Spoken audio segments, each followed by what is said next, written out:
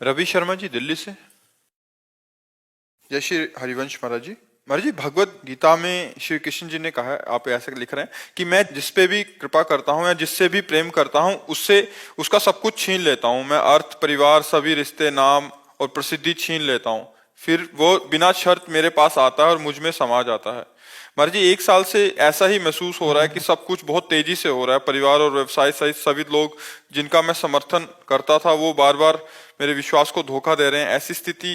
देखो, ऐसा कोई ना समझे, गलत अर्थ मत लीजिए। अगर गलत अर्थ लेंगे तो कोई कोई भयभीत भी हो जाएंगे। ऐसा नहीं। मंगल भवन अमंगल हारी, भगवान की ताकत नहीं है कि वो अमंगल कर सके, क्योंकि मंगल भवन है। अरे वो मारेंगे तो देव दुर्लभ पद प्राप्त होता है। भगवान की ताकत नहीं किसी का मंगल कर सके।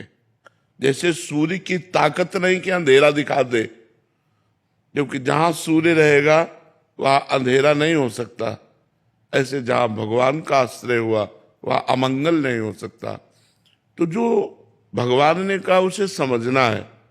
जब तक हमारी धन में प्रीति होती है, जब तक हमारी परिवार में प्रीति होती है, जब तक हमारी भोगों में रति होती है, तब तक भगवान से प्रेम नहीं होता। तो भगवान 2 प्रकार से वो रति हटाते हैं। अगर विवेकवान है तो भगवान अंदर वैराग्य देकर हटा देते हैं, और अगर विवेक नहीं है तो फिर वो वस्तु ही हटा देते हैं, जिससे उसकी रति हटकर भगवान में पहुंच जाए। ये भगवान की कृपा होती है, ना कि भगवान के द्वारा किया हुआ कोई अमंगल विधान होता है। ऐसा कोई ना समझे। नहीं तो सबसे बड़े महाभक्त जिनके लिए भगवान ने कहा अहम भक्त पराधीनो असुतंत्र ईदिज, महर्षि दुर्वासा से कहा मैं भक्त के पराधीन हूं, वो महाराज अम्बरीश।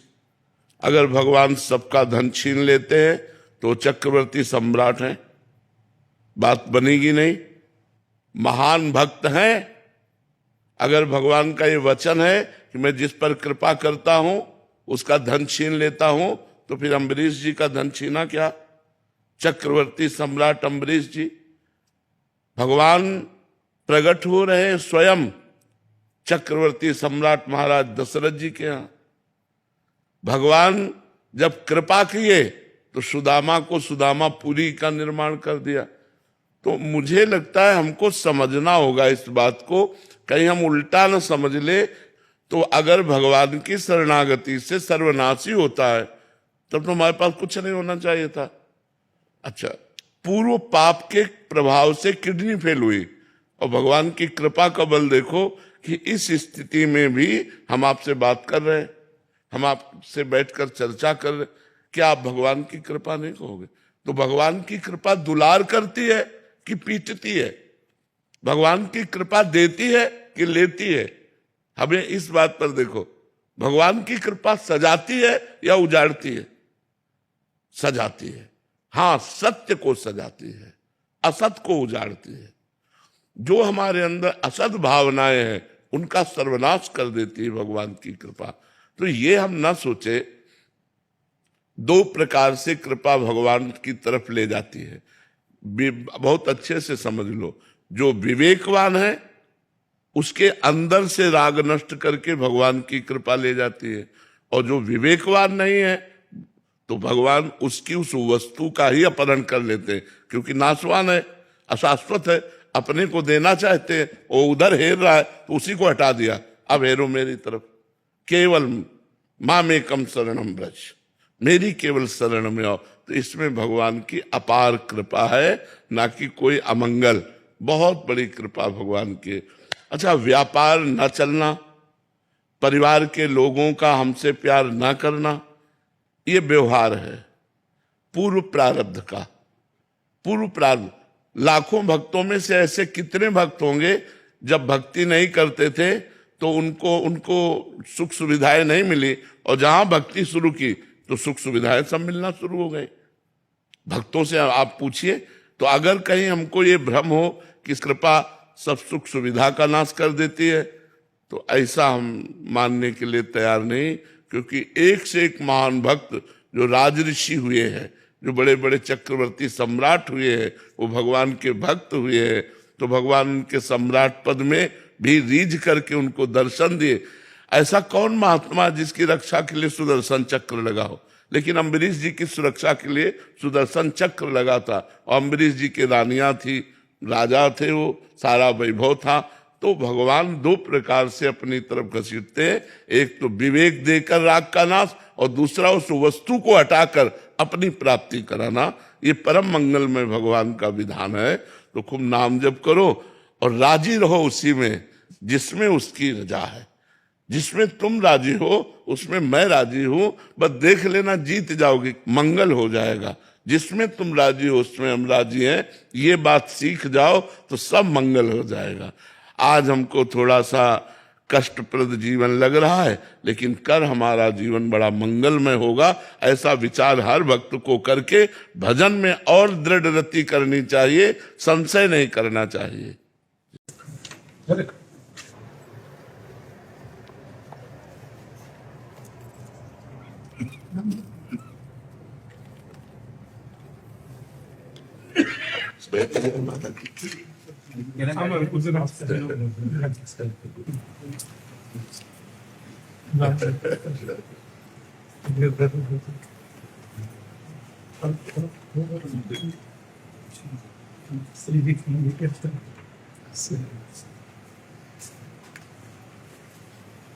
बहुत कृपा करी, दर्शन दिए आगे, बहुत कृपा करी। हमारे दास तो प्रायः वृंदावन में जब रहता हूँ तो नित्य उसमें दर्शन होते थे, दर्शन होते थे। तो नित्य भ्रमण में निकलता हूँ सवेरे, तो पूज्य श्री के दर्शन दर्शन होते थे, उसमें जी दर्शन होते थे। बाकी भागवत कथा सेवाओं में देश विदेश में जाना रहता है, पर यहाँ रहता हूँ तो प्रायः, और सोशल मीडिया के माध्यम से तो दर्शन हम नित्य करते ही हैं। आपके प्रवचनामृत को भी श्रवण करने का सौष्ठव सौभाग्य प्राप्त होता है। लाला इंद्रेश तो 2 बार पधारे। वो तो हृदय है महाराज जी, वो हृदय है, हम सब वैष्णवों का हृदय है।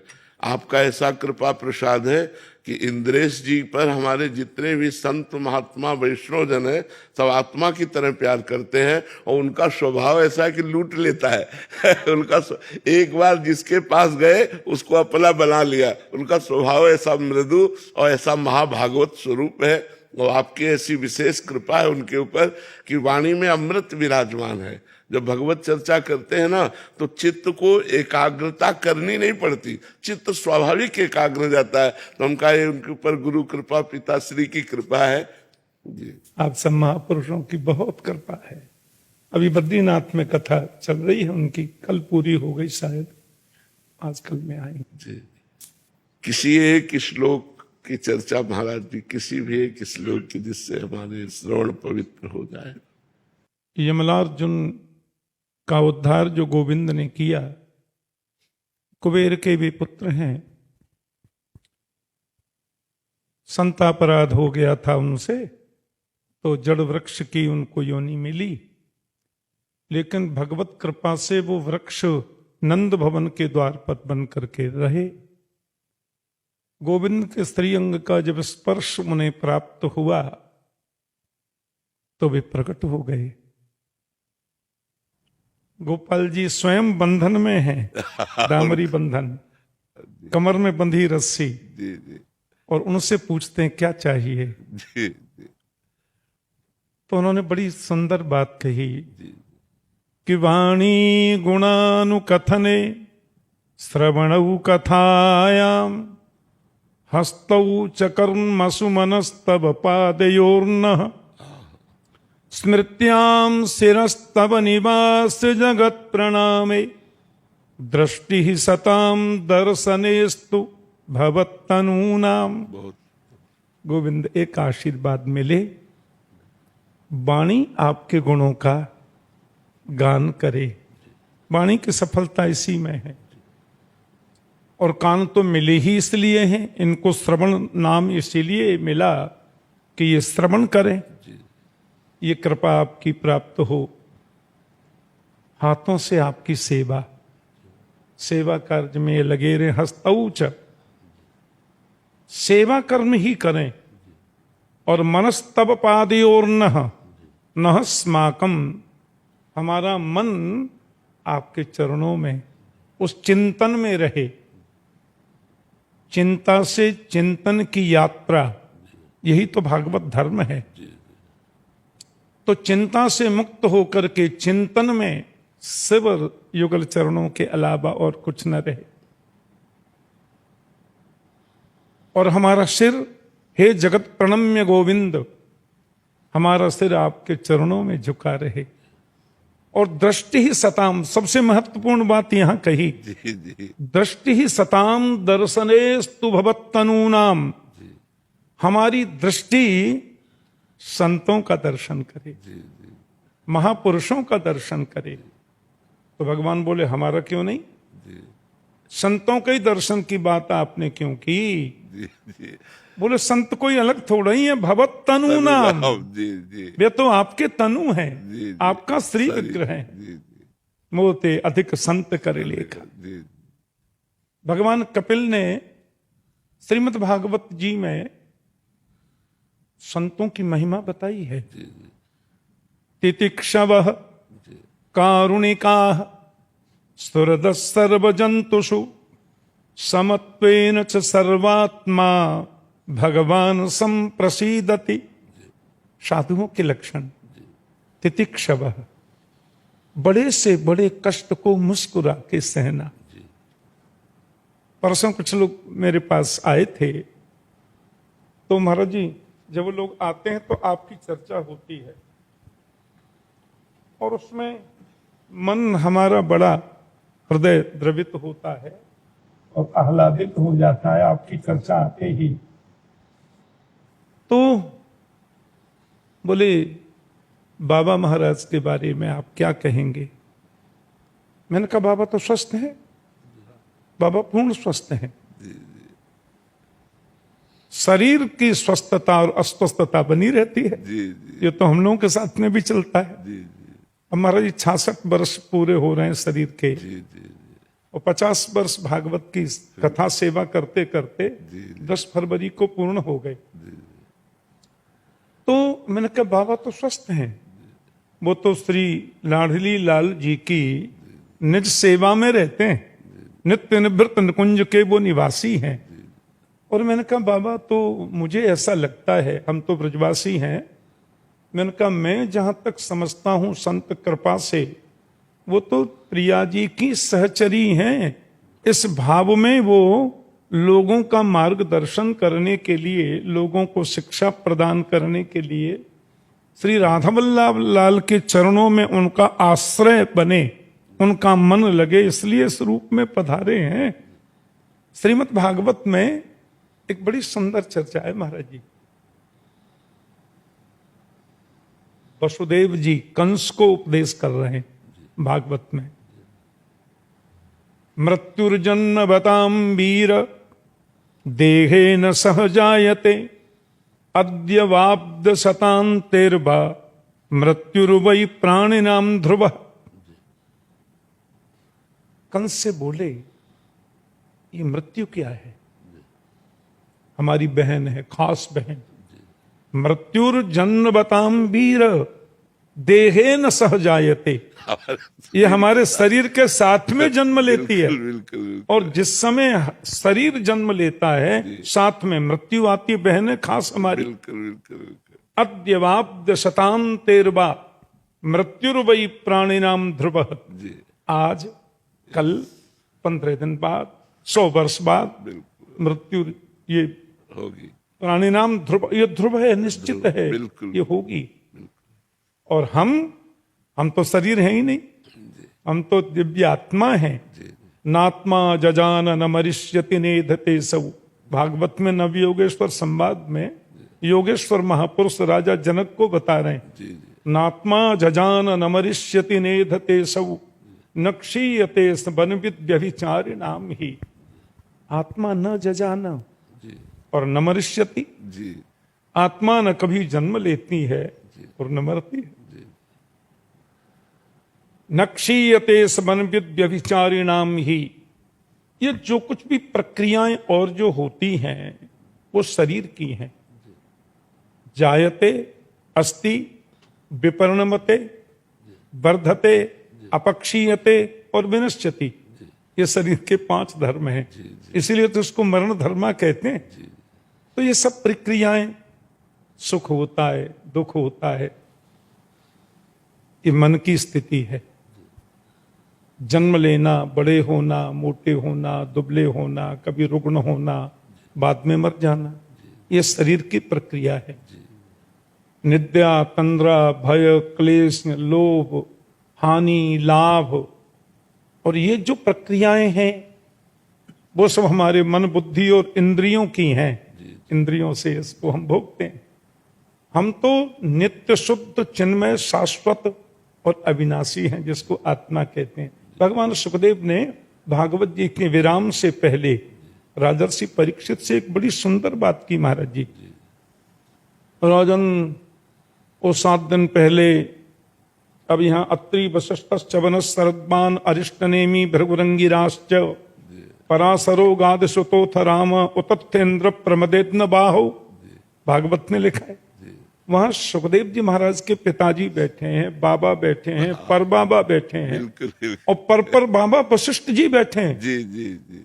वशिष्ठ के पुत्र हुए शक्ति, शक्ति के पराशर, पराशर के वेदव्यास, उनके सुखदेव। तो शक्ति जी को छोड़ करके बाकी तो सब बैठे हैं वहां पे। शक्ति जी तो, और पराशरो गाद सुतोथ राम, भगवान परशुराम बैठे जी जी, गाधी तने। तो इन सब के मध्य पता नहीं मैं भी आ गया। सुखदेव जी बोले, और 7 दिन पहले तुमने एक प्रश्न किया था, जल्दी मरने वाले की मुक्ति का उपाय क्या है? जिसको केवल 7 दिन में मर जाना है, उसकी मुक्ति का उपाय बताइए। ये परीक्षित का प्रश्न था। जी जी। तो अब 7 दिन हो गए, कथा हो गई, आपको तक्षक सर्प डसेगा ऐसा शाप लगा था, फिर हजारों प्रश्न हुए, हजारों आपने उनके उत्तर श्रवण किए। अब भैया 7वां दिन है, तक्षक तो आएगा, आकर के डसेगा। और तुमने मुझे पता नहीं सैकड़ों प्रश्न किए, और कथाओं, कथांतर के माध्यम से उनका यथाधीत यथामति मैंने प्रयास किया जवाब देने का। तुमको कैसा लगा? बोले अच्छा लगा गुरुदेव। तो अब एक प्रश्न मैं कर दूं? बोले हाँ हाँ। तो बोले तुम मरोगे? पूछा जी। क्या तुम मरोगे? जी। तो परीक्षित ने महाराज जी 1 सेकंड भी विचार नहीं किया और तुरंत जवाब दिया, मैंने जन्म ही नहीं लिया था तो मरूंगा क्यों? स्वरूप बोले बोध हो गया। बस हो गई कथा। तो सुखदेव जी ने अंत में कहा, तुम तो राजन मरिष्येति पशु बुद्धिम इमाम जही, मैं मरूंगा ऐसे विचार को पशु बुद्धि कहते हैं। जी जी। ऐसी पशु बुद्धि यदि तुम्हारे मन में आई है, इसको त्यागो, इसको छोड़ो। तुमने कथा सुनी है 7 दिन, और सुनो अब चलते चलते मैं और तुम्हें बता दूं। घटे भिन्ने यथाकाश आकाशस्याति यथा पुरा एवं देहे मृते जीवो ब्रह्म संपद्यते पुनः। मिट्टी का खाली घड़ा है। परीक्षित बोले जी उस घड़े में क्या है? मिट्टी के खाली घड़े में अंदर क्या है? तो परीक्षित बोले आकाश है। वेदांती भाषा में उसको बोलते हैं घटाकाश। पता नहीं है मुझे क्या हुआ, मैंने जोर से डंडा मार दिया तो घड़ा फूट गया। तो आकाश कहां गया? सुखदेव जी बोले वो आकाश किधर गया? बोले वो महाकाश में मिल गया। एवं देहे मृते जीवो ब्रह्म संपद्यते पुनः। ऐसे ही जो आत्मज्ञानी महापुरुष होते हैं, भगवत चरणानुरागी महापुरुष होते हैं, रसिक जन होते हैं, उनका शरीर रूपी घड़ा फूट जाने पर ब्रह्म संपद्यते पुनः, ये प्रभु को प्राप्त हो जाते हैं। जो रसिक जन हैं वो प्रियालाल जी की चरण सेवा में रहते हैं, सहचरी भाव में। और जो वदंती तत्तत्त्वविदस्तत्त्वं यज्ञानमद्वयम् ब्रह्मेति परमात्मेति भगवान इति सद्यते तत्त्वविदस्तत्तत्त्वं वदंती यत अद्वयम् ज्ञानम ब्रह्म। तत्ववेत्ता उसको तत्व कहते हैं, ज्ञानी उसे ब्रह्म कहते हैं, योगी उनसे परमात्मा बोलते हैं, और भक्त उसको अपना भगवान कहते हैं, लाल जी कहते हैं, प्रिया जी कहते हैं। इस भाव से उनको तो उनकी प्राप्ति हो जाती है। ब्रह्म संपद्यते पुनः। और मैं चलते चलते फिर तुम्हें बता दूं ये क्या है। सुखदेव जी कह रहे हैं स्वप्ने यथा सिरच्छेदम पंचत्वाद्यात्मन स्वयं एवं पश्यति देहस्य तत ह्यात्मा ह्यजोमर। तो सुखदेव प्रभु ने कहा हम सपना देखते हैं। कैसा कैसा सपना आता है, बिल्कुल अंतिम उपदेश कर रहे हैं। हम जंगल में जा रहे हैं, बड़ी शोभा देख रहे हैं, ये आम है, ये वृक्ष है, ये है, वो है। सामने दिख गया झाड़ी में बब्बर शेर। शेर ने हमको भी देखा और हमने शेर को देखा, तो हम तो उल्टे हो लिए। अच्छा है इसकी नजर न पड़ी हो, अपन निकल लें। शेर ने देखा, बोले ब्रेकफास्ट मिला है ताजा, छोड़ेंगे कैसे। तो हम जरा तेज चले तो शेर भी तेज चला। एक झरना सा मिल गया, हमने कहा इसको कौन पार कर सकता, झट से पार हो गया। उसने तो छलांग लगाई, हमको पकड़ लिया और मुख खोल करके मेरी गर्दन अपने मुंह में ले ली। और तो जैसे ही उसने अपने दांत गाड़ करके मुझे मारना चाहा, सो हड़बड़ा के नींद खुली। तो देखा हम तो पलंग पर ऐसे में सो रहे हैं। लेकिन जिस समय हम स्वप्न देख रहे थे उस समय ये पता नहीं था कि ये स्वप्न है। बिल्कुल बिल्कुल। यदि उस समय ये पता हो जाए कि स्वप्न है तो हम भागें क्यों, ये तो सपना है। फिर जगह अरे भगवान बड़ी कृपा, हम तो सुरक्षित हैं, कोई शेर बेर नहीं है। तो सुखदेव स्वामी कहते हैं स्वप्ने यथा शिरच्छेदम पंचत्वाद्यात्मन स्वयं। जैसे स्वप्न में कोई सिर काट दे तो जगने पर हंसी आती है, ये स्वप्न था। ऐसे एवं पश्यति देहस्य, ये शरीर जो है, हम अपने मन से, बुद्धि स्वप्न देखती है, क्योंकि सब सो जाते हैं, वो नहीं सोती है। तो जगने पर हंसी आती है। तो इस स्वप्न है मोह निशा जग सो बनिहारा, देखें सपन अनेक प्रकार। गोस्वामी जी लिखते हैं। तो ये स्वप्न है। और तुमको बस अंतिम में सुखदेव जी कह रहे हैं मैं प्रभु का हूं, प्रभु मेरे हैं, ऐसा संकल्प मन में ले लो। ब्रह्मभूत प्रसन्नात्मा, गीता में कृष्ण बता रहे हैं, ब्रह्मभूत प्रसन्नात्मा न सोचती न कांक्षति समः सर्वेषु भूतेषु मदभक्तिम लभते पराम। पराभक्ति की बड़ी विचित्र व्याख्या की है गोविंद ने श्रीमद् भगवत गीता में, योगेश्वर ने। तो इस पराभक्ति की प्राप्ति जिसे हो जाए, पराभक्ति जिसको मिल जाए, काय का जन्म और काय की मृत्यु। तो मैंने उन लोगों को बताया, बहुत देर तक बात चली। हमने कि बाबा तो हमारे लाडली लाल के बड़े प्रिय हैं और उनकी सहचरी भावापन्न सखी हैं, और ये शरीर रूप में वे पधारे हैं हम लोगों के कल्याण के लिए। और शरीर तो आगमा पायनो नित्यम तांत तिक्षस्व भारत, कृष्ण कह रहे हैं गीता में। कब आए कब जाए, ये मेरा सद्भाग्य महाराज जी कि बचपन से हम संतों को ही सुनाए, उनकी गोद में ही पले। और महापुरुष बड़ा प्यार करते हैं, बहुत आदर देते हैं, जिसके हम योग्य नहीं हैं। भगवान राम ने श्री रामायण जी में दो बातें कही हैं। किष्किंधा कांड में बाली की पत्नी को उपदेश देते समय कह रहे, चित जल पावक गगन समीरा, पंच रचित अति अधम शरीरा।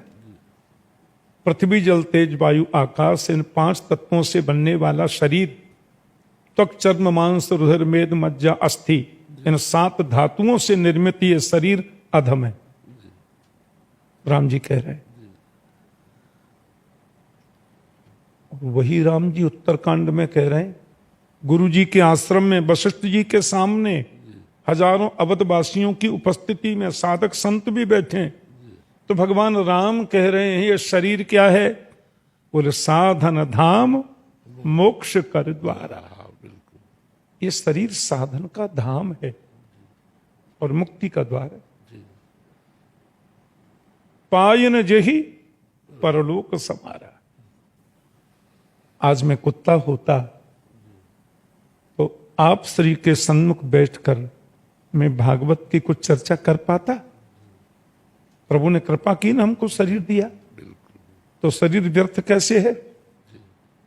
और मोक्ष कर द्वारा, मुक्ति का द्वार है ये। भागवत में भगवान कृष्ण उद्धव से कह रहे हैं 11 स्कंद में, न देहमाद्यम सुलभम सुदुर्लभम प्लवम सुकल्पम गुरु कर्ण धारम, मयानुकूलेन नभस्वतेरितम पुमान भवाब्धिम न तरेत स आत्मा। आत्मा की बातें क्यों आती हैं शास्त्रों में?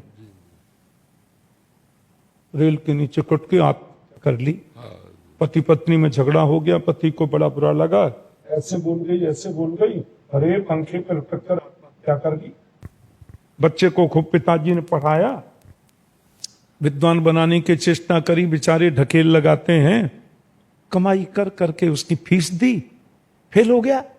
तीसरी बार पिताजी ने थोड़ा डांट दिया, देखो पंखे पे लटक के मर गया, आत्महत्या कर ली। आत्मा की हत्या तो कभी होती नहीं। आत्मा तो नित्य है, शाश्वत है। नैनम छंदन्ति शस्त्राणि नैनम दहति पावक, न चैनम क्लेदयन्ति आपो न शोषयति मारुतः। और आप कह रहे हो आत्महत्या? तो किसी ने कहा आत्महत्या नहीं होती, बोले नहीं, कभी नहीं। तो बोले फिर आत्मा शब्द क्यों बना? शास्त्रों में इतनी चर्चा इसकी क्यों? आत्मनन गति जाए कई जा, आत्माहन गति जाए। फिर ये आत्मा का शब्द है ही क्यों जब आत्मा की हत्या होती नहीं? तो प्रभु बोले नहीं होती है।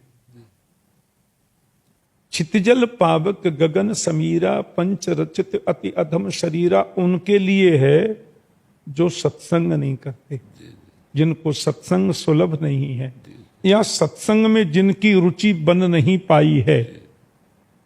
और जिनको सत्संग सुलभ हो गया है, संत दर्शन महापुरुषों की वाणी श्रवण करने का सौभाग्य प्राप्त हो रहा है, उनके लिए तो शरीर साधन का धाम है, मोक्ष का द्वार है। तो फिर आत्मा क्या है?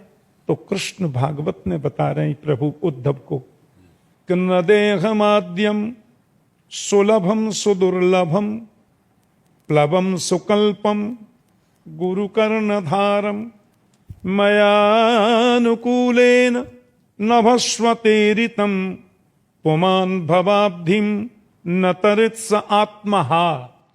आत्मा जी। ये शरीर हमें सुलभता से मिल गया है, लेकिन कृष्ण कह रहे हैं सुदुर्लभम, बड़ा दुर्लभ है और मिल गया सहजता में। प्लवम सुकल्पम गुरु, बल्कि मैं तो कहूं, भगवान बोले मैं तो कहूंगा ये नाव है, भवसागर से पार जाने की नाव है, भवसागर की नौका है। इससे भवसागर अपन पार हो सकते हैं, कथा सुन सकते हैं, जीवन में उतार सकते हैं, भगवत चरणों में प्रीति जागृत अपनी उत्तरोत्तर कर सकते हैं। तो ये कृपा है ना, शरीर मिला तभी तो है। बोलो वो तो ठीक है, आपकी नौका भी मजबूत है, पर भवसागर भी कोई छोटा नाला तो है नहीं। इसको पार करना कोई मजाक है क्या? माया के उसमें रहता है ये पूरा। दैवी हेसा गुणमयी मम माया दुरत्यया मामे वजे प्रपद्यन्ते मायाम एताम तरन्ते ते।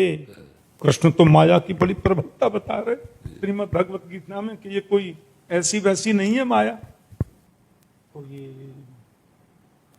फिर कैसे पार करेंगे?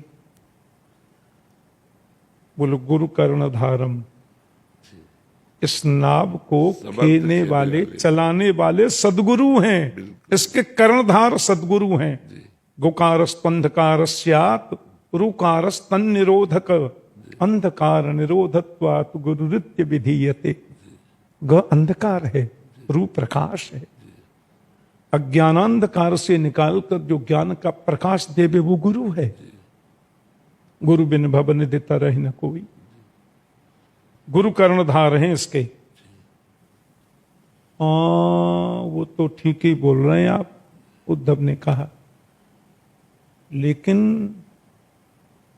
कितनी भी मजबूत नौका हो, माफ करना कन्हैया, अब प्रतिकूल वायु चल जाए तो फिर सामने से आंधी आ गई, चलाओ। प्रतिकूल वायु अनाउंस हो जाता है कि उधर केवट लोग नहीं जाएं, सुनामी आ रही है।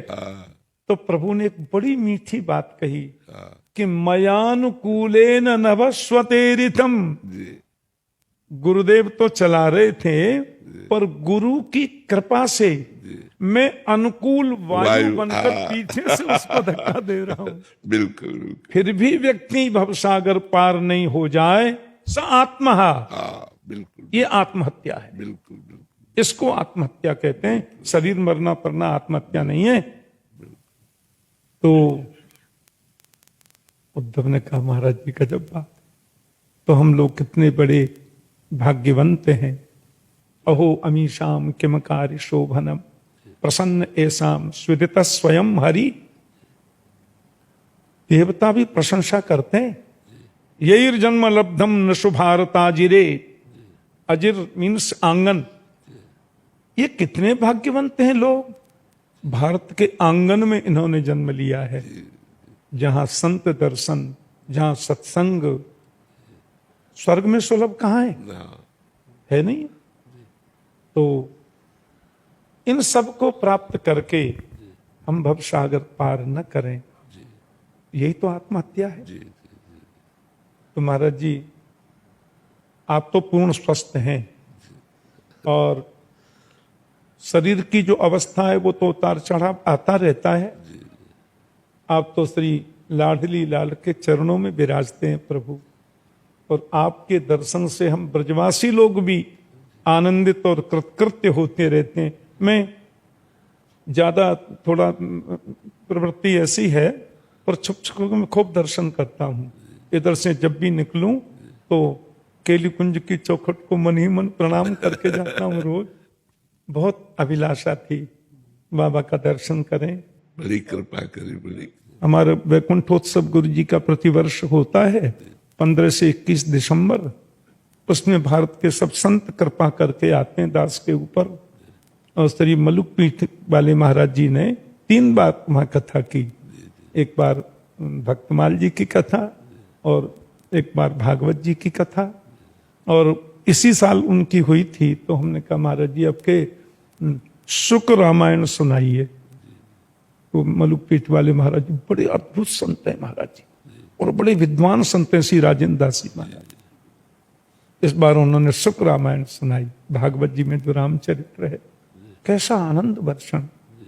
तो प्रतिवर्ष कोई कोई संत कृपा करके पधारते हैं, और वहां सब श्रवण करने वाले भी 90% तो वक्ता होते हैं, और दास भी बैठ करके नीचे श्रवण करता है।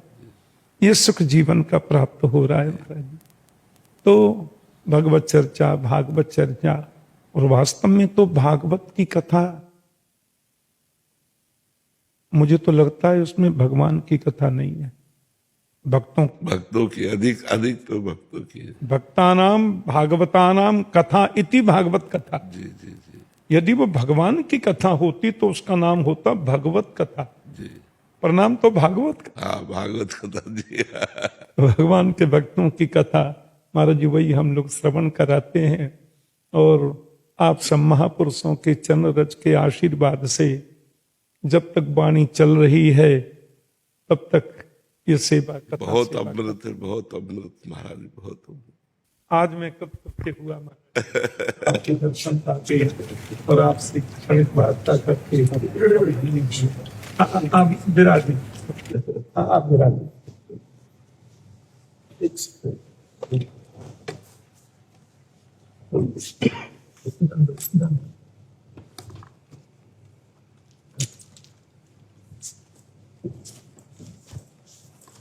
महाराज